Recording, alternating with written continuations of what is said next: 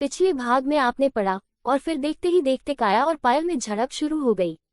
लेकिन ज्यादा होने के डर से इशिका पायल को वहां से ले गई, क्योंकि काया ने इशिका को थप्पड़ मार दिया था, जिसके चलते पायल का गुस्सा आउट ऑफ कंट्रोल हो गया और दोनों के बीच बात बढ़ गई। लेकिन इशिका ने बात को ज्यादा बढ़ता देख पायल को खींचकर वहां से ले गई। अब आगे इशिका और पायल इस वक्त उसी मॉल के रेस्टोरेंट में बैठी थी। पायल को अभी भी काया पर बहुत गुस्सा आ रहा था। उसकी हिम्मत कैसे हुई मेरी इशी को थप्पड़ मारने की। जी तो कर रहा है कि अभी जाकर उसका गला दबा दूं। पायल ने अपने दोनों हाथों को गला दबाने वाली पोजीशन में रखते हुए गुस्से से कहा, शांत पायल, मैं ठीक हूँ, छोड़ो, भूल जाओ और मत भूलो कि उस वक्त मेरी ही गलती थी। मैंने ही शब्द सर को थप्पड़ मारा था, वो भी उनकी बिना गलती पर। और जानती है पायल, मैंने आज तक उन्हें इसके लिए सॉरी भी नहीं कहा। पता नहीं कैसे दिमाग से निकल गया, मगर अब लगता है मुझे उनसे एटलीस्ट इसके लिए माफी तो मांगनी चाहिए थी। इशिका पता नहीं क्या क्या बोले जा रही थी। वो बात को कहां से कहां लेकर चली गई थी। पायल उसे एकटक देख रही थी। वही काया भी अब उस मॉल से बाहर आ गई थी और बहुत गुस्से में भी थी, क्योंकि उसका मिस्टर कबीर रघुवंशी से मिलने का प्लान फ्लॉप हो गया था, वो भी पायल और इशिका की वजह से। इशिका और पायल, तुम दोनों को मैं छोड़ूंगी नहीं, नहीं कभी नहीं। तुम दोनों की वजह से, सिर्फ और सिर्फ तुम दोनों की वजह से मैं आज कबीर से नहीं मिल पाई, मैं अपने ड्रीम बॉय से नहीं मिल पाई। इसके लिए मैं तुम दोनों को छोड़ूंगी नहीं, कहकर गुस्से में काया ने अपना फोन पटक दिया और फिर गाड़ी में बैठकर वहां से राठौर पैलेस चली गई। मिस्टर कबीर रघुवंशी बिजनेस का जाना माना चेहरा, ऐसा चेहरा जिसके सपने सभी लड़कियां देखती है। कबीर के कई बिजनेस दुनिया के हर कोने में फैले हुए थे, मगर वो ज्यादातर लंदन में ही रहकर अपने सभी बिजनेस को संभालता था। कबीर ने कई अवार्ड जीते। Last time London business of the world की ट्रॉफी भी उसी के नाम आई। लेकिन आज वो इंडिया में था अपने किसी मकसद से। उसका यही मकसद ही उसे लंदन से इंडिया लेकर आया था। उसका क्या मकसद था, ये जल्दी ही सामने आने वाला था। दूसरी तरफ राठौर पैलेस में शब्द अपने रूम में था, जो अभी जिम से लौटा था और टॉवल से अपनी बॉडी का पसीना सुखा रहा था। इस समय उसने सिर्फ एक लोअर पहन रखी थी और अपर बॉडी पर उसकी पसीने की बूंदें थी, जिसे वो ड्रेसिंग टेबल के सामने सुखा रहा था।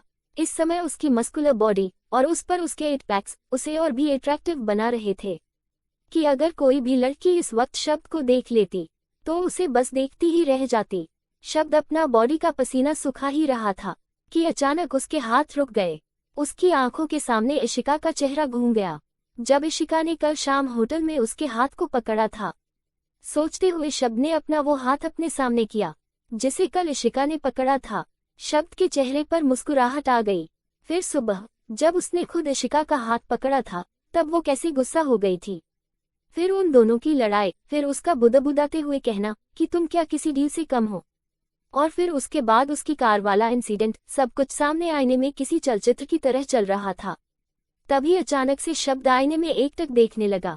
इशिका। शब्द को आईने में अपने पीछे इशिका खड़ी दिखाई दे रही थी, जो क्लोजेट के वॉल से सटी हुई खड़ी थी। आईने में शब्द को इशिका का अक्स दिखाई दिया था। इशिका को अपने पीछे देखते ही शब्द के चेहरे पर मुस्कुराहट आ गई। वो अपने पीछे मुड़कर देखा तो हैरान रह गया, क्योंकि अब वहां इशिका नहीं थी। इशिका, क्या तुम यहाँ थी? शब्द ने पुकारा, मगर कोई आवाज नहीं आई। ये क्या था? मैंने कोई सपना देखा था, या फिर मैंने इशिका को यहाँ इमेजिन किया? मगर क्यों? मैं क्यों उसे इमेजिन करने लगा? ये क्या हो रहा है यार? शब्द ने मन ही मन सोचा और फिर अपने ही विचार को दिमाग से झटक दिया। उसके बाद वो वॉशरूम के अंदर शॉवर लेने चला गया। वो बाहर आया ही था कि तभी उसके दरवाजे पर जोर जोर से नॉक करने की आवाज आने लगी। शब्द इस वक्त एक टॉवल में था और ऊपर की बॉडी पर शॉवर के पानी की बूंदें थी। दरवाजे पर बार बार नॉक होने की वजह से शब्द दरवाजे की तरफ बढ़ गया। शब्द ने दरवाजा खोला तो सामने राधिका खड़ी थी। उसके साथ एक लड़की भी थी, जो शायद राधिका की दोस्त थी। राधिका और उस लड़की ने शब्द को जैसे ही उस हालत में देखा तो राधिका तुरंत पलट गई। लेकिन वो दूसरी लड़की जो राधिका के साथ थी, वो तो शब्द को देखते ही कहीं शब्द में खो गई थी। सॉरी भाई, वो मुझे नहीं पता था कि आप। राधिका ने आगे की बात अधूरी छोड़ दी और फिर बोली, भाई आप रेडी हो जाए, हम बाद में आते हैं।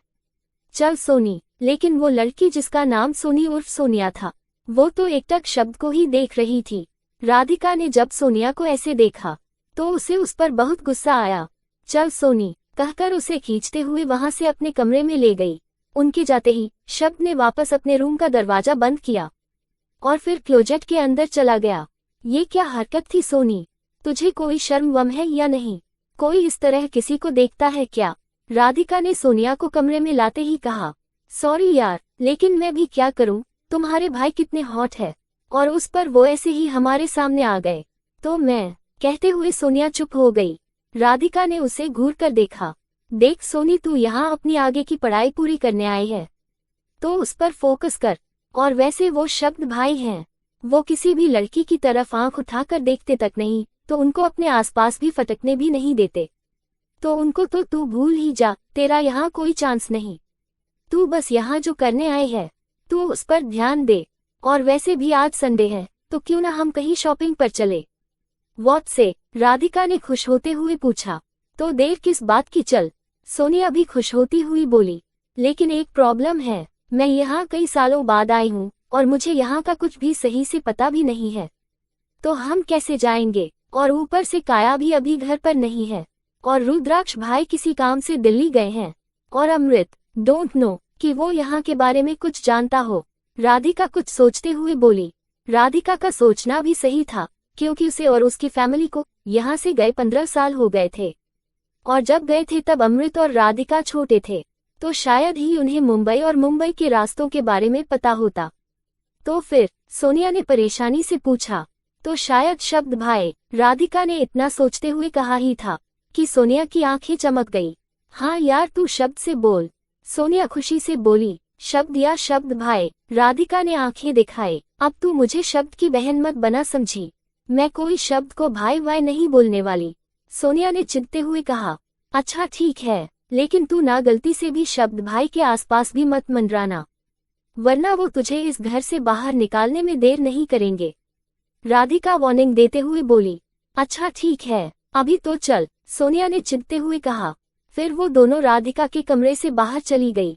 वहीं इन्फिनिटी मॉल में। पायल चल न, कब तक बैठी रहेगी? चल चलकर शॉपिंग करते हैं, हम जिसके लिए यहाँ आए थे, वरना आज का हमारा पूरा दिन बेकार हो जाएगा। इशिका ने पायल को मनाते हुए कहा। लेकिन तभी पायल का फोन बजने लगा। फोन को देखते ही पायल का पूरा मूड उखड़ गया। फोन कनक जी का था, जो पायल की मॉम थी। वो अक्सर ही पायल के पास आने की कोशिश किया करती थी। जब से वो घर वापस आई थी, पायल को समझाने, उसे मनाने की हर मुमकिन कोशिश किया करती, उसकी पसंद नापसंद का पूरा ध्यान रखती। लेकिन उनकी ये कोशिश पायल को और भड़का देती। अब तो वो जगजीत जी से भी बात नहीं कर रही थी, क्योंकि कनक जी को घर वापस लाने वाले उसके पापा जगजीत जी ही तो थे। और ये बात इशिका अच्छे से समझ पा रही थी। लेकिन इसमें इशिका पायल के लिए कुछ भी नहीं कर सकती थी, क्योंकि कनक जी को बिल्कुल भी पसंद नहीं था कि इशिका उनके मामलों बोले या पड़े। इशी चल, हम शॉपिंग ही करते हैं, वरना ऐसे बैठे बैठे मेरा दिमाग और भी खराब हो जाएगा, कहकर पायल अपनी जगह से उठकर खड़ी हो गई।